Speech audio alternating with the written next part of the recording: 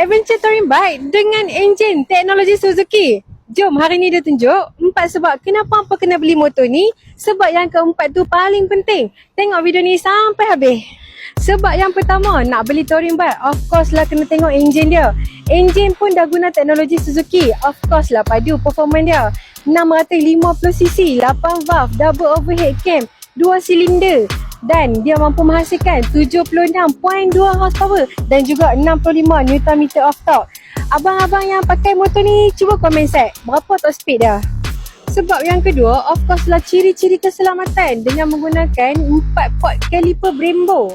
Caliper Brembo pun mai kiri dan kanan. Tak cukup dengan tu, bahagian belakang pun ada brake disc dan juga caliper daripada Brembo.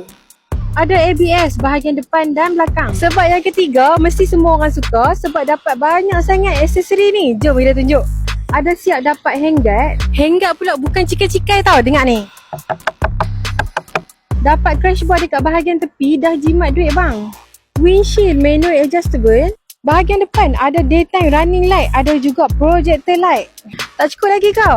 Okey, dapat lagi box 3 biji dekat tengah, kiri dan kanan. Macam mana? Banyak kan aksesori yang KJ Motor bagi.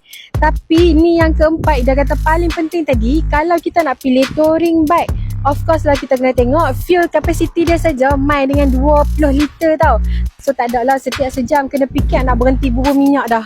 Nak dapatkan touring bike ni mudah saja. Isi je beg biru dekat bawah tu dan Ida akan bagi semua detail pasal motor ni. Kita boleh roger abang.